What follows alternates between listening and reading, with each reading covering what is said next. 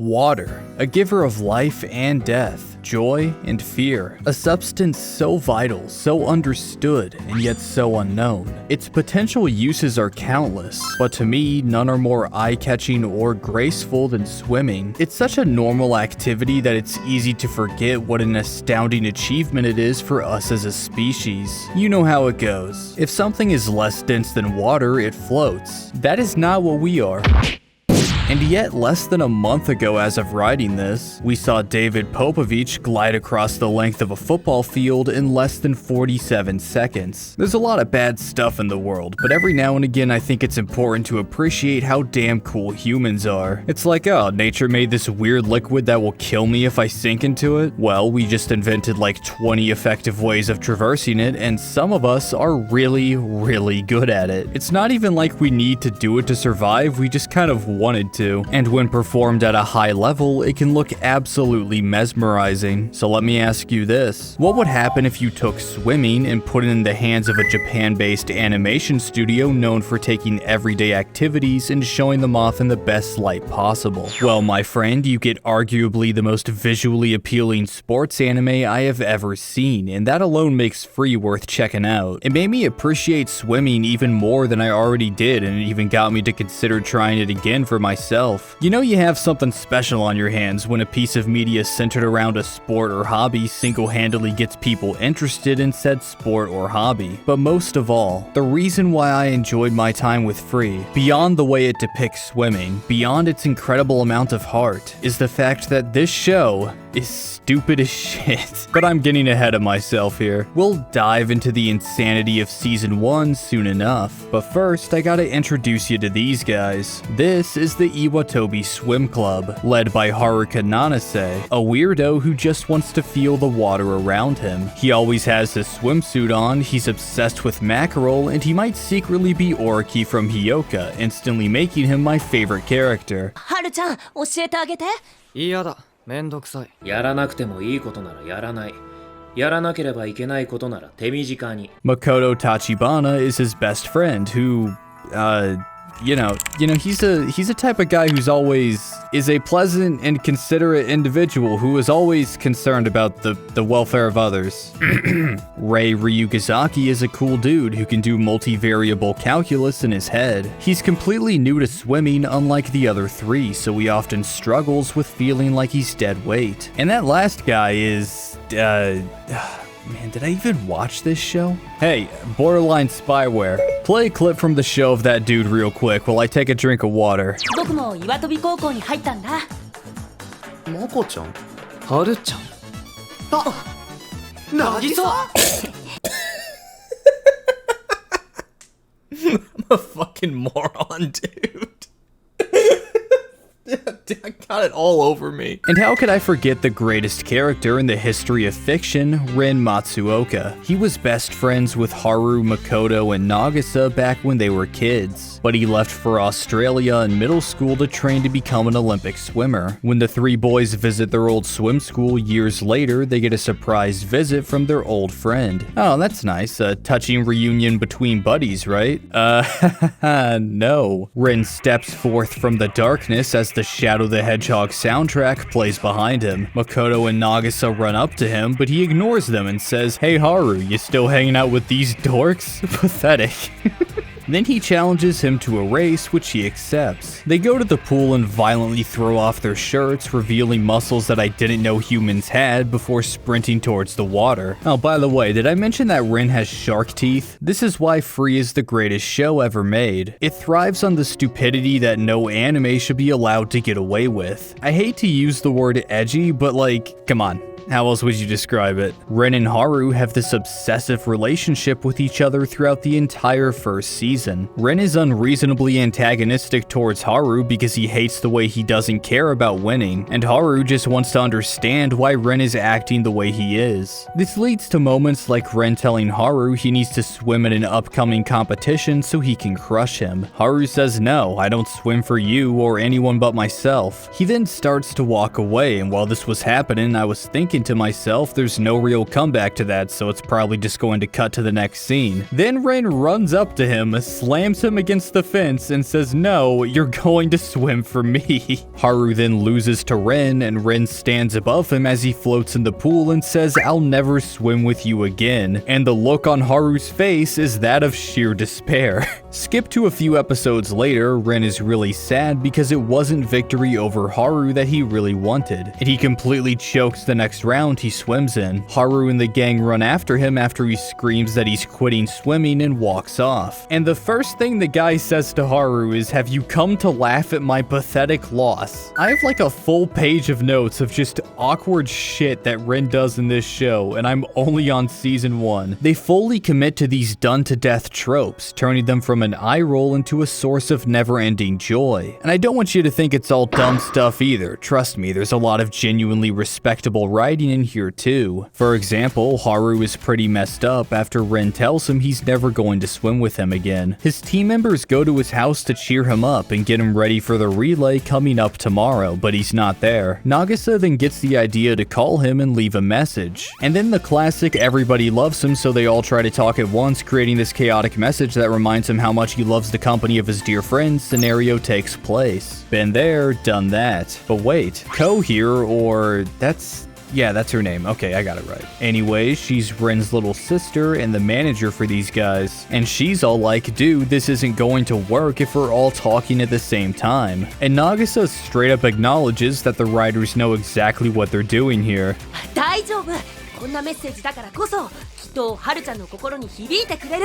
Then he looks over and sees that Haru left his phone at home and the whole thing falls apart. That is hilarious. And so clever that I wasn't even mad when Haru listens to the message later anyways, and it has the effect we were all expecting it to have. There's this moment where Rin puts every shonen tournament arc antagonist to shame by telling Haru he purposely kept his qualifying time low in order to be put in the same heat as him. Think about it. How many times have you seen the big bad guy at a tournament tell the protagonist we'll finish this in the finals, knowing damn well that the chances of both of them making it that far are up in the air at best? It's this mix of smart and silly that makes me think the writers had a deep understanding of the kind of show they wanted to make. And this belief is reinforced further by how much charisma flows through this cast. It was surprising for me to see this after Sarune, KyoAni's other primarily male cast sports show, gave me the misconception that Free would be just as stale and uninteresting. But swap out the most boring person you knew in high school for a man who will walk into a fish tank at a mall just to get his feet wet, and that's all it takes to prove me wrong. There are a slew of witty exchanges with great comedic timing in this season. Nagisa saying that Rei has a girl's name like the rest of the team, so it's fate that he joins them. This scene where Rin tells Grey Hair here that he's going to go see his dad. So this genius crunches the numbers in his head, remembers that Rin's father passed away, and then grabs onto him saying, "No, Rin, you can't die." There's this bit where Nagisa Bugs Bunny Duck seasons Ko into saying her real name, which she hates. ほうゴー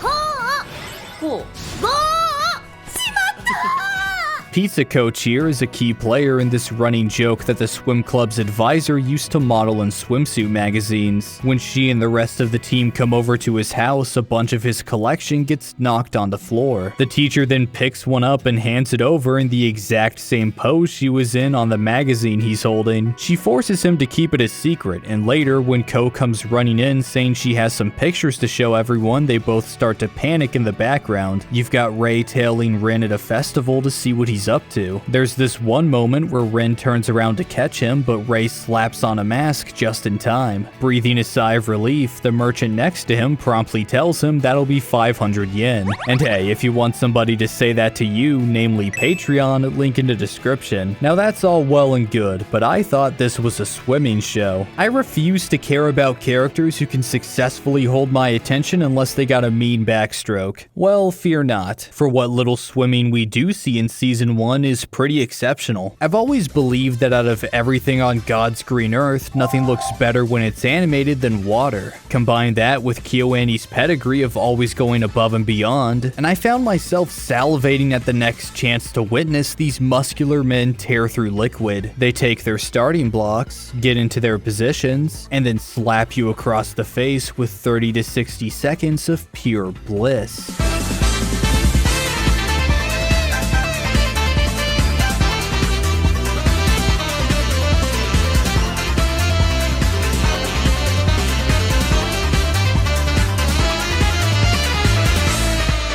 Of course, their superb attention to detail extends beyond the swimming pool, as always. I especially like the part where I could have sworn I had this written down somewhere.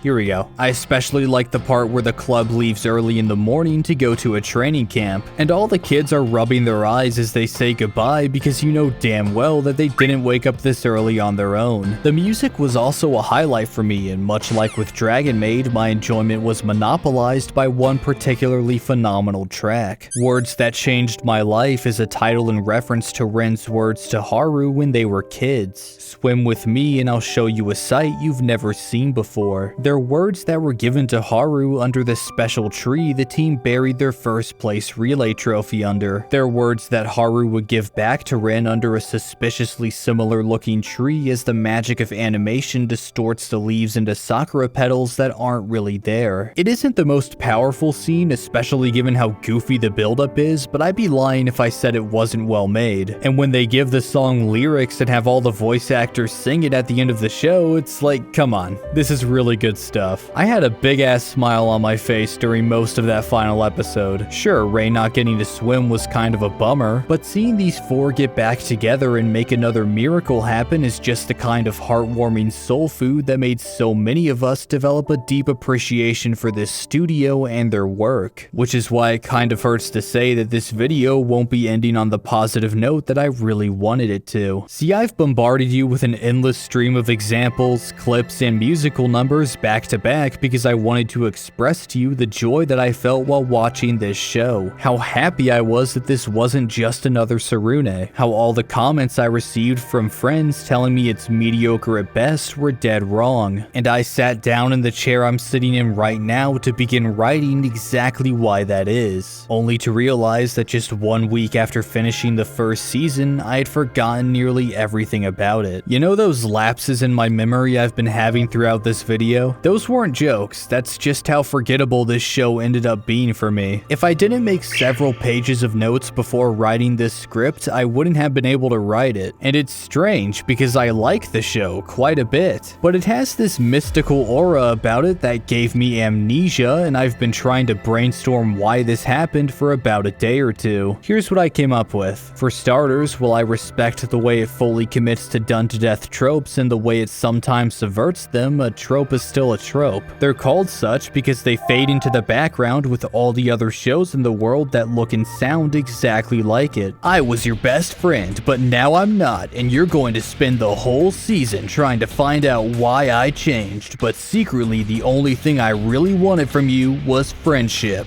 I don't care about winning. I just swim because it makes me feel the most alive. And friendship. Because of course I fucking swim for friendship. I'm the new, inexperienced guy who feels insecure about being on the team. And the actions I'll take because of this are going to put said team in danger. Another thing, I briefly mentioned that the amount of screen time swimming gets in the first season is surprisingly small, which eliminated those heart-pounding moments I always look back fondly on from other sports anime. Kuroko's basketball is a whopping 75 episodes and a movie long, and I vividly remember every single game because they all had several jaw-dropping moments. Each one managed to top the last in both tension and scale. Every new team presented a monstrous threat to the protagonists, and their reasons for wanting to win ranged from funny to depressing to frustrating, but the one thing they all shared was that they're all compelling. Now I love the guy to death, but Ren is not this fierce competitor who ignites this intriguing back and forth battle with the protagonists. He's just a scare little kid who wants a hug. And I don't know about you, but 12 episodes of will they won't they become friends again nonsense doesn't exactly get me on the edge of my seat. It felt like Free was trying to focus solely on the character arcs in the show rather than integrating them into interesting sports action, which I believe strips away everything that makes sports anime unique and turns it into just another high school slice of life. I'm not trying to suggest that it needed to do anything more. It's a perfectly fine show. It's just, I guess I hoped it would have done more for me, especially since this was the last KyoAni show I had yet to see as of writing. Maybe I wanted something that would stick with me, something I could think about whenever I felt down to put a smile on my face, like Hyoka, Haruhi, and of course Clannad. Maybe I wanted my favorite studio to add one last name to the list of unforgettable characters whose stories I've experienced over the years. But that's just selfish. Free is a competent show, and I can easily recommend it if you're even slightly interested in the concept. Don't go into it looking for something life-changing, but if you're in the mood for some lighthearted entertainment for a few evenings, knock yourself out. Now if you'll excuse me, I think I'll go start season 2, and enjoy the rest of the series for as long as it lasts, because much like the 100-meter dash, no matter how fleeting the moment may seem, I know I'm going to have a good time doing it. Special thanks to Silent Secondary, and Volume Warning, Mr. Chocolate Salmon! and the rest of my wonderful patrons.